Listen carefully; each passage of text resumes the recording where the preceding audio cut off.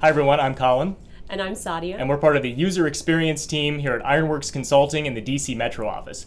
And today we're bringing you part one in a series we're going to be doing on medical associations, and in particular, what you should be thinking about if you're a medical association working on your digital strategy. So at Ironworks, we work with a lot of associations and medical associations in particular, and we often get asked the questions about what to consider when rethinking your web strategy. So over the course of this series, we'll be covering a range of those topics for your consideration. So one place that's probably good to start is thinking about how do medical associations typically define their offerings online. So I know we both do a lot of work with medical association clients. What would you say are the major traffic drivers typically to association websites? Right. I mean, Colin, in my experience, the biggest one will probably be membership, and particularly when it's time for renewal of dues, there's a lot of activity on the website around then. Another big one will be around meetings, and particularly around the annual meeting. Once again, around registration time post the event, there's a lot of activity on the website then as well.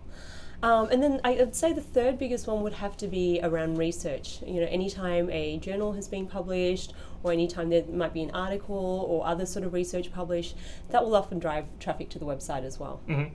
So one way for medical associations to start thinking, when you think about your digital strategy, is how do you sort of redefine some of those traditional traffic drivers? And one way to do this is really to start thinking about audience breakdowns. So you can view your audience primarily as medical professionals, which is certainly that more traditional model, or you can think about them in other ways as well. So for example, many medical professionals are also small business owners. So if you start thinking about them in the small business lens, there's a whole other host of offerings that you can potentially provide. Right, and on that point, when you start thinking about them as small business owners, the ones who are in private practice, a big need that they have is often around communications. So there's an opportunity there as an association to provide templates that can be downloaded and customized with practice information. For instance, posters and patient handouts are a great one.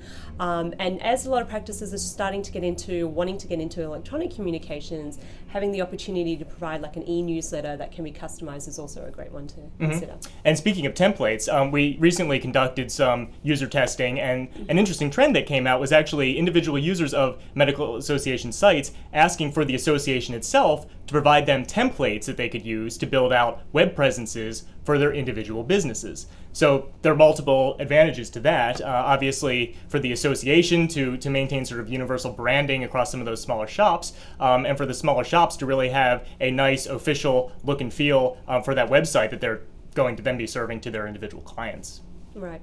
And one of the last things I just wanted to add, once again, thinking about your members as small business owners and what they might need, particularly for people in private practice, one of the biggest areas is billing and reimbursements, and there's a lot of time spent in that, and making that as efficient as possible is one great way to help your members. So one of the things you can do in that area is to kind of consider having an electronic version of CPT codes that they can do an easier lookup, and once again that will help in time efficiency, but also hopefully alleviate and eradicate any inaccuracies that there are in terms of billing because of wrong coding. Mm-hmm. And I guess another point there is mobile. Right. I mean, another opportunity you can do to extend upon the CPT codes lookup is providing a mobile app version of that as well, that you could then localize in any particular way and just make it more portable. Mm-hmm. So mobile itself is obviously a much bigger topic. We're actually going to spend our next segment delving a little bit more into mobility and what you should be thinking about if you're a medical association trying to design for the small screen mobile devices. So until then, I'm Colin. And I'm Sadia. Signing off from Ironworks. Thanks for joining us.